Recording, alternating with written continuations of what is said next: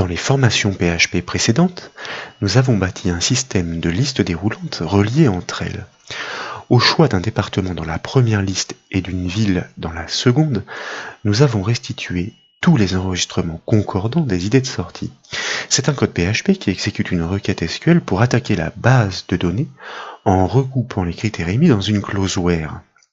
Nous avons alors mis en œuvre la technologie Ajax pour restituer les résultats sans induire de rechargement complet de la page web. Puis, nous avons conçu un système de pagination offrant à l'internaute la possibilité de parcourir l'ensemble des données en naviguant au travers des pages. Désormais, nous souhaitons accéder aux détails des enregistrements. Dans les résultats de la page, l'internaute doit pouvoir cliquer sur l'une des idées de sortie et extraite. Et ce clic doit conduire vers une page web offrant le descriptif complet de l'enregistrement cliqué. Ces données sont dynamiques et il n'est pas possible de connaître leur nombre. Donc, il n'est pas envisageable de prévoir une page web spécifique pour chaque enregistrement. Une seule page doit réceptionner ces données et adapter son contenu dynamiquement. L'astuce consiste à prélever les paramètres depuis l'URL de la page appelée. Les travaux réalisés en amont sont riches et précieux. Nous devons les récupérer avant de débuter. Comme toujours, ces sources sont proposées au téléchargement depuis le site bombash.fr. La décompression conduit au fichier de la page web principale nommé index.php. Cette page propose ces fameuses listes déroulantes reliées, restituant les résultats des critères regroupés comme nous venons de le constater. Elle est accompagnée des fichiers réponse.php et fiche.php. Le premier, réponse.php, renferme le code externalisé appelé par les techniques Ajax pour attaquer la base de données sans recharger la page web. Le second, fiche.php, correspond à cette fameuse page web dont le contenu doit s'adapter dynamiquement en fonction de l'idée de sortie cliquée, dont il s'agit de restituer le descriptif. Les sous-dossiers, quant à eux, proposent les ressources externes. L'un d'entre eux se nomme BDD. Il offre les données à importer en base MySQL. Nous y avons ajouté un champ supplémentaire important, celui du descriptif. Je vous propose que nous nous rendions dans un premier temps sur l'interface d'EasyPHP. Et comme vous le savez, pour débuter ces travaux, les deux serveurs HTTP et database doivent être démarrés. Si bien que dans la foulée, nous pouvons cliquer sur le bouton Open du module MySQL Administration pour ainsi accéder à l'interface d'administration PHP MyAdmin. Si la base de données IDS n'existe pas, elle doit être créée. Il s'agit donc de la nommer IDS, comme ici, et de définir l'interclassement sur UTF-8, Général, CI. Nous avions appris cette technique, souvenez-vous, dans la formation pour créer sa première base de données, MySQL. Si elle existe et qu'elle contient la table liste ID comme ici, cette dernière doit être supprimée car elle ne propose pas ce fameux champ tel que nous l'avions conçu qu'il va nous falloir importer. Pour supprimer une table d'une base de données MySQL après avoir désigné la table dans l'arborescence du volet de gauche, il suffit d'activer l'onglet Opérations en haut de l'interface et tout en bas, dans la rubrique Supprimer les données ou la table, il suffit de cliquer sur le lien Supprimer la table et de valider par OK pour constater effectivement que nous retrouvons notre base de données IDS purgée de toutes ces potentielles tables qu'elle aurait contenues.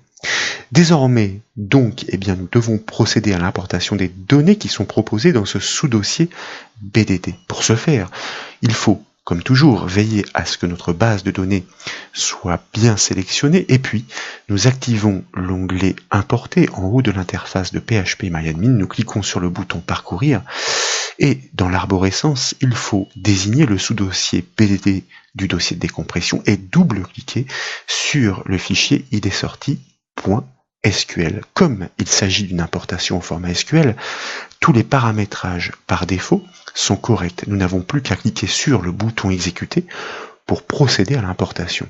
Le processus peut durer plusieurs dizaines de secondes car la masse d'informations intégrée est relativement dense. Donc, nous allons patienter le temps nécessaire, mais vous verrez que Voilà, le message de succès apparaît bien à l'issue, si bien que dans le volet de gauche, nous pouvons cliquer sur le lien de la table liste ID qui ainsi a été recréée, et par rapport à cette table que nous avions manipulée dans les formations précédentes, il y a ce champ supplémentaire liste descriptif important pour pouvoir justement remplir dynamiquement ces pages selon ces URL dynamiques que nous allons construire. Remarquez que 1000 enregistrements sont recensés, donc 1000 idées de sortie sont proposées.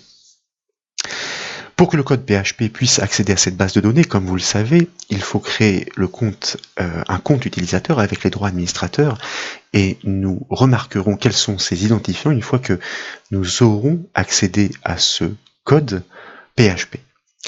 Je vous propose que nous revenions sur l'interface d'EasyPHP, car comme vous le savez, le projet doit être référencé, il faut lui attribuer un nom et désigner aussi son adresse issue de l'explorateur Windows. Et dès lors, il apparaît dans la liste des applications serveurs émulées par EasyPHP, si bien qu'un simple clic sur son lien permet d'accéder à sa page d'accueil. Nous retrouvons l'interface que nous avons démontrée en préambule de cette formation. Nous pouvons choisir un département. De fait, la liste déroulante des villes liées se construit dynamiquement, et dans la foulée, nous pouvons croiser ce critère avec la ville, et de fait, dans la foulée, par le biais des travaux que nous avions réalisés, nous obtenons l'extraction de tous les enregistrements concordants, c'est-à-dire de toutes les idées de sortie pour la ville d'Aubenas, située en Ardèche. Nous devons proposer désormais à l'internaute de consulter le détail d'une idée de sortie au clic sur son lien. Mais ces liens n'existent pas encore. Nous devons les créer par le code PHP. Il s'agit d'inclure les désignations extraites dans des balises HTML à href, c'est-à-dire des liens en dur, par le code PHP. Chaque clic doit conduire vers la page fiche.php, proposée à la racine du dossier de décompression. Mais chaque clic ne doit pas proposer le même résultat. La page fiche.php doit charger son contenu en fonction de l'enregistrement cliqué. L'astuce consiste donc à enrichir l'URL de la page appelée avec l'identifiant de l'enregistrement cliqué. Nous avions d'ailleurs déjà mis en œuvre ce principe dans la formation pour déconnecter un utilisateur. Un code PHP pourra alors questionner la base de données MySQL sur l'identifiant récupéré depuis l'URL. Donc, à la racine du dossier de décompression, je vous propose que, dans un premier temps, nous éditions par clic droit et puis Edit with Notepad++ notre fichier réponse.php, celui précisément qui permet de mettre en œuvre cette technologie Ajax. Nous y retrouvons donc le code PHP que nous avons développé dans les formations précédentes. Il est appelé à soumission du formulaire. Il restitue donc les enregistrements correspondant aux critères recoupés émis par l'internaute à l'aide des listes déroulantes. Il construit de même le système de pagination, celui qui permet de naviguer au travers de toutes les pages des enregistrements restitués, et en en-tête de code, vous notez la présence de la chaîne de connexion avec les identifiants qu'il vous conviendra de reproduire pour créer ce fameux compte administrateur afin que votre code PHP puisse accéder à la base de données. La seconde requête SQL, car la première est une requête statistique pour compter ces enregistrements afin de créer ce système de pagination, cette seconde requête, elle, extrait les enregistrements en fonction des conditions émises par sa clause where, comme vous le constatez, en recoupant mot-clé end, la condition sur le département et sur la ville. Ces enregistrements sont ensuite extraits grâce à la boucle while qui parcourt en fait l'ensemble des lignes qui sont contenues dans un tableau de variables créé à la volée grâce à la fonction MySQLi, fetch, array, toutes des notions classiques que nous avons mises en œuvre à maintes reprises désormais. Les noms de ces activités, comme nous le disions, donc doivent devenir cliquables pour accéder à leurs détails. Il s'agit d'appeler la page fiche.php avec le numéro de la clé primaire en paramètre. Cette clé primaire est identifiée par le champ listenum. D'ailleurs, nous pouvons le constater dans la table de la base de données. Il s'agit d'un numéro incrémenté. Or, si vous consultez cette fameuse requête SQL, ce champ n'est pour l'instant pas considéré dans la sélection. Nous devons donc l'inclure dans l'énumération afin de pouvoir l'exploiter ensuite dans la boucle while pour pouvoir pointer dessus. Donc je vous propose que nous commencions dans l'énumération effectivement par ajouter notre champ listenum afin de pouvoir dans le tableau de variables le désigner pour créer cette fameuse URL dynamique. Une fois que cette requête sélection est effectivement mémorisée, elle est exécutée, il en résulte un tableau de variables de tous les enregistrements concordants, et dans ce tableau, nous pouvons accéder aux informations enregistrement par enregistrement de chacun des champs en désignant le nom du champ en paramètre de ce tableau ainsi créé à la volée. Il s'agit ici de la désignation de l'activité, de l'idée de sortie, qui est encapsulée, comme vous le remarquez, dans un calque HTML, une balise div. Et bien désormais, nous devons rendre cette idée de sortie cliquable. C'est pourquoi nous allons ajouter dans la construction un lien en dur, une balise ahref, qui doit conduire égale donc vers la page fiche.php, mais comme nous le disions, avec un paramètre transmis dans l'URL, point d'interrogation, id égale, nous le nommons arbitrairement id, mais ainsi il est suffisamment représentatif, égale à quoi? Égale tout simplement au numéro de la clé primaire qui est contenu dans ce fameux champ listenum. Donc nous devons concaténer cette partie statique point après avoir fermé la double cote avec la partie dynamique en appelant notre tableau de variables qui détient toutes ces informations pour chaque enregistrement champ à champ en lui désignant en paramètre le nom du champ auquel nous souhaitons accéder pour l'enregistrement en cours, listenum, afin de pouvoir greffer dans cette construction que nous sommes en train de construire le numéro de la clé primaire à transmettre au clic dans l'URL de la page appelée.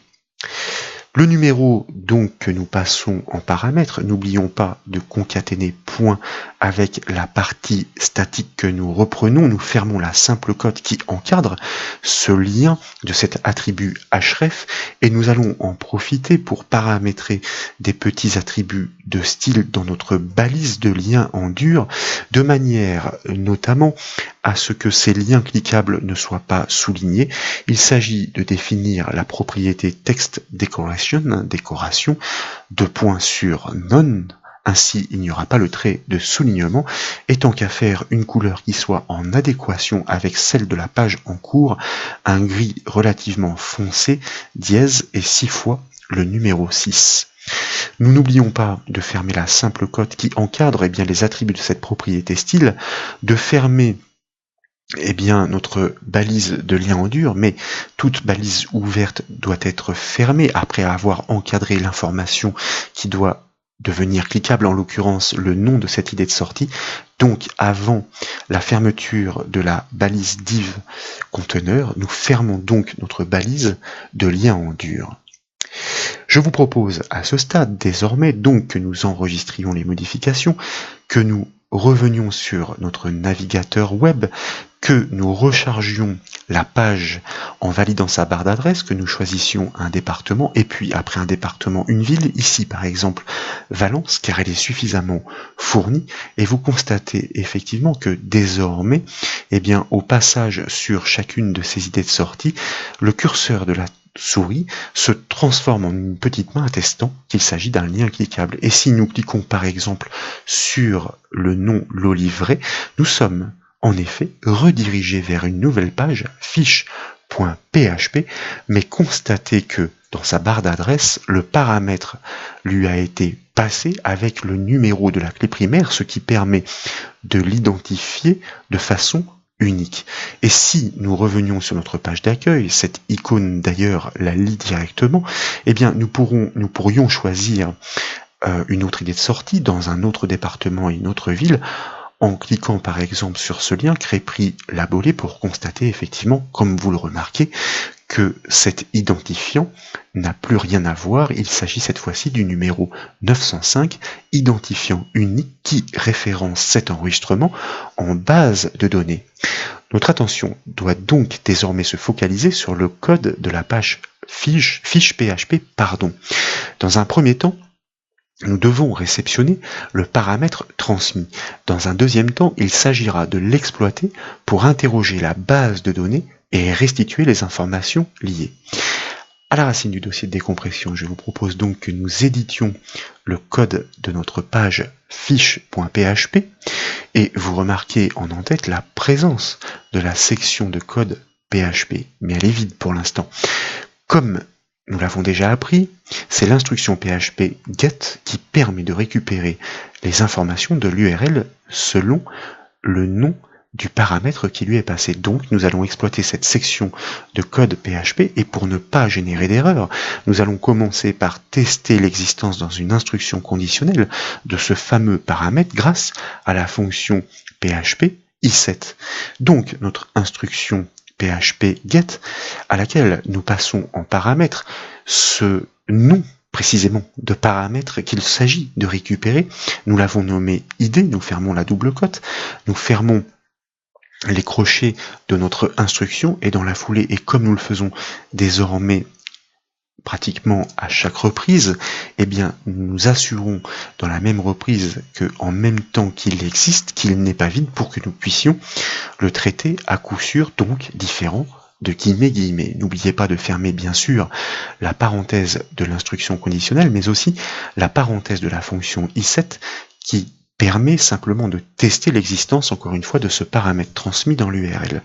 Nous bornons notre instruction conditionnelle grâce à ces accolades, et entre les accolades, eh bien, puisque nous avons la confirmation que ce paramètre existe bien, nous allons le stocker dans une variable que nous nommons judicieusement l'id, de manière à pouvoir l'exploiter ultérieurement, en l'occurrence, comme vous le verrez, dans une requête SQL. Et pour l'instant, à titre d'essai, je vous propose qu'en lieu et place, c'est-à-dire tout en haut de la page web, nous restituions cette information afin de confirmer que nous avons été en mesure de la récupérer, donc que nous pourrons la traiter.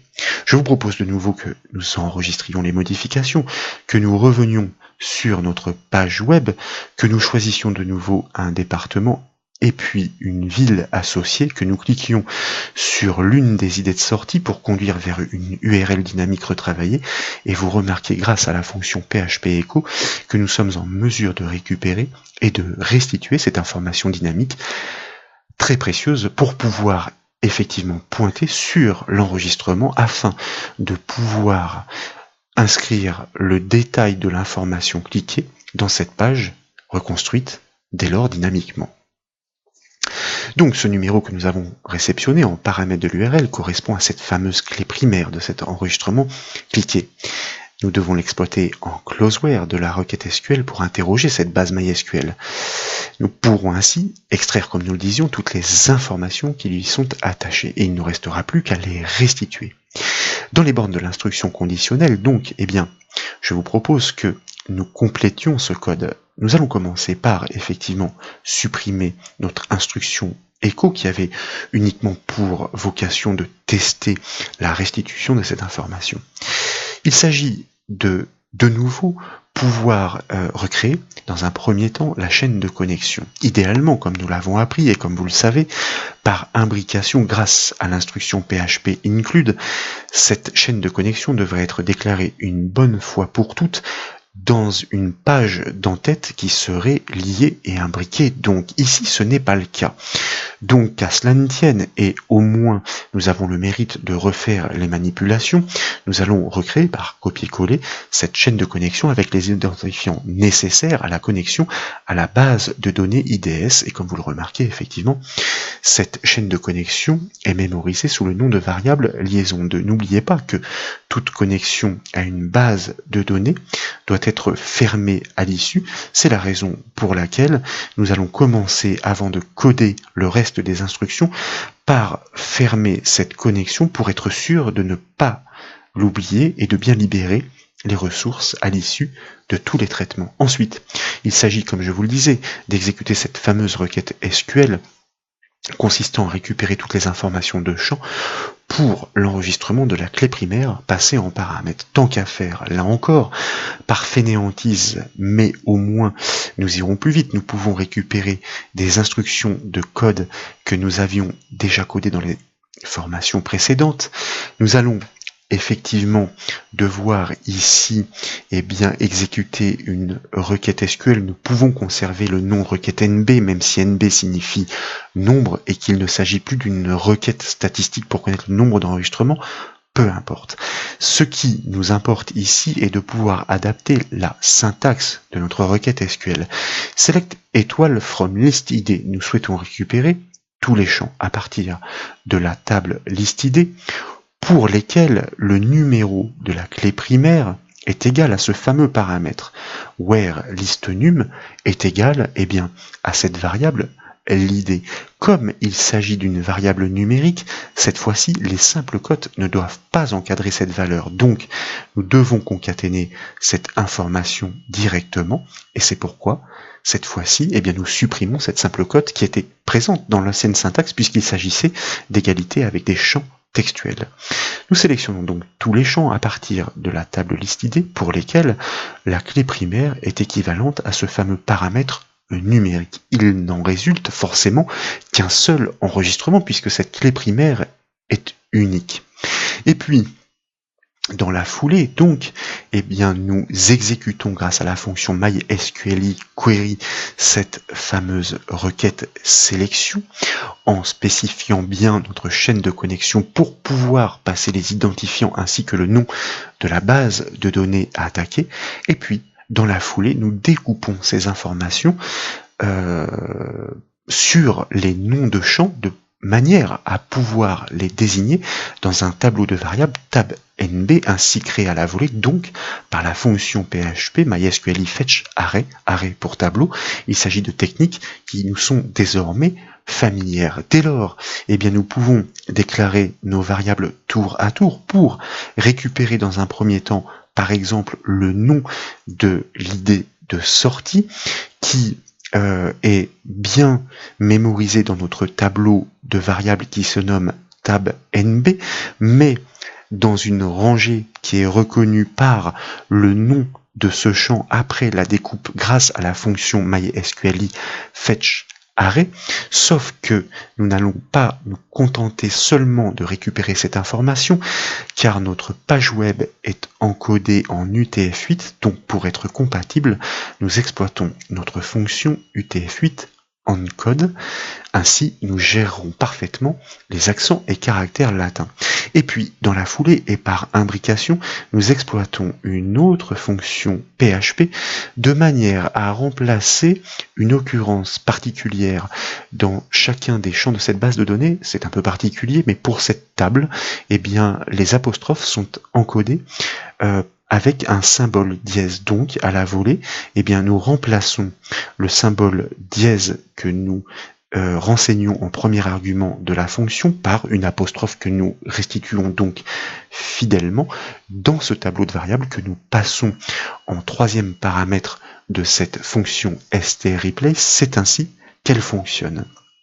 Et donc dans la foulée, nous devons reproduire exactement les mêmes actions pour récupérer le département, l'activité, la ville et le contenu. Donc nous devons effectivement adapter les noms de variables qui vont mémoriser ces informations, et bien entendu les noms des champs sur lesquels nous pointons pour récupérer les valeurs correspondantes. Par exemple ici, nous déclarons la variable l'activite, nous devons pointer sur le champ list activite, Si des fois vous avez des doutes, vous pouvez revenir à tout moment sur votre table afin de vérifier la bonne écriture de chacun des champs sur lesquels nous pointons grâce à notre code PHP. Il nous reste, après le nom, le département et l'activité, à récupérer la ville. Donc nous allons adapter le nom de notre variable de façon suffisamment explicite et pointer sur le nom de champ correspondant, soit liste ville. Et puis il nous reste le contenu, c'est-à-dire le descriptif. C'est ainsi qu'il est nommé dans la base de données, plus précisément liste descriptif. Nous pointons donc dessus pour pouvoir récupérer effectivement son information. Je m'aperçois que j'ai une ligne en trop puisque nous avons bien récupéré le nom, le département, l'activité, la ville et le contenu. Le nom le département, l'activité, la ville et le contenu. Donc tout va bien puisque la clé primaire n'est pas à récupérer. Nous l'avons déjà fait par les paramètres et nous l'exploitons précisément pour récolter ces informations afin ensuite de pouvoir les restituer pour construire dynamiquement le contenu de cette page web. Et précisément, je vous propose que nous débutions de la manière la plus simple qui soit grâce à ces variables qui désormais mémorisent ces informations de base de données pour l'enregistrement cliqué, de manière à adapter dans le corps de cette page web, pour commencer, comme vous le constatez, ces fameuses balises H1, il y en a deux. Nous allons remplacer l'information statique. Il s'agit ici d'y afficher le nom de l'idée de sortie. Donc, dans la construction, nous imbriquons une partie de code PHP dynamique dans notre code statique HTML. Et tant qu'à faire, toujours par mesure de sécurité, nous commençons par réaliser un petit test d'existence sur notre variable le nom. Et si effectivement le retour est positif et que cette variable existe bien, n'oubliez pas de fermer les deux parenthèses, celle de la fonction et celle de l'instruction conditionnelle entre les accolades pour bien construire notre code, puisque nous l'écrivons sur une seule et même ligne, dans le flux, nous restituons le contenu dans notre variable le nom, encadré, encapsulé dans notre balise H1, si bien qu'il sera ainsi mis en forme à la volée. Et je vous propose donc que nous répliquions à l'identique cette instruction pour l'autre balise H1 et que nous enregistrions les modifications et que nous retournions sur notre navigateur web pour constater les premiers résultats. Nous retournons tout d'abord sur notre page d'accueil, nous choisissons un département, nous choisissons une ville, et puis nous cliquons sur l'une des idées de sortie. Comme vous le remarquez, effectivement, dans les deux balises H1, dans les deux bandeaux supérieurs, nous restituons dynamiquement le nom de cette idée de sortie. C'est bien l'hôtel La Pinette sur lequel l'enregistrement sur lequel nous avons cliqué, et nous sommes en train de reconstruire dynamiquement, sur demande de l'internaute, le contenu de notre page web. Le reste des imbrications, ou plutôt des constructions dynamiques, doit intervenir dans ce calque. D'identifiant, nous allons le constater contenu, comme vous le remarquez, et pour l'instant il y avait des petites instructions statiques à titre d'essai que nous allons supprimer de manière à y inclure à la place notre code PHP dynamique. Nous devons cette fois-ci restituer l'ensemble des informations. Il s'agit bien sûr du nom, mais aussi de l'activité, de la ville, et puis surtout du contenu. Donc, dans notre section de code PHP, que nous allons cette fois-ci nous permettre d'écrire pour des raisons de clarté sur plusieurs lignes, puisque nous avons la place, nous commençons comme précédemment, fort logiquement, par réitérer le même test sur l'existence de la variable nom. Et si elle existe, nous allons faire quelques petits efforts de mise en forme en concaténant des parties de code HTML avec du code dynamique PHP. Nous souhaitons mettre en gras le nom de l'idée de sortie, donc nous l'encapsulons dans une balise HTML strong. C'est pourquoi nous concaténons ces parties dynamiques et statiques. Nous n'oublions pas donc de fermer la balise pour bien délimiter la partie à mettre en gras. Nous ajoutons un saut de ligne HTML grâce à une balise BR afin, fort logiquement, de passer à la ligne, et nous poursuivons l'énumération des informations à restituer, notamment avec l'activité, et justement pour des petits effets de mise en forme, nous souhaitons greffer ici, ou plutôt faire apparaître ces informations en italique. Dans un premier temps, nous souhaitons afficher ou restituer l'information sur l'activité, et puis pourquoi pas dans l'énumération, donc nous allons supprimer ici notre balise fermante strong qui n'a plus lieu d'être. Nous souhaitons, après une virgule, un espace, afficher le département reconnu sous le nom de variable le DEP, que nous concaténons de nouveau avec une partie statique, virgule pour passer dans l'énumération à l'information sur la ville que nous souhaitons, pourquoi pas ici afficher en gras, car il s'agit d'une donnée importante, que nous concaténons bien sûr avec l'information stockée dans la variable correspondante, à savoir la variable la ville. Nous n'oublions pas de reconcaténer avec la partie statique et de fermer la balise que nous avons ouverte, la balise strong, pour délimiter précisément la partie que nous souhaitons mettre en forme, en gras, et je vous rappelle que nous sommes dans une balise II pour italique, et donc il ne faut pas oublier elle aussi de la fermer. Dans la foulée, nous poursuivons, car le plus important, je vous le rappelle ici, de pouvoir restituer le contenu, le descriptif de l'activité.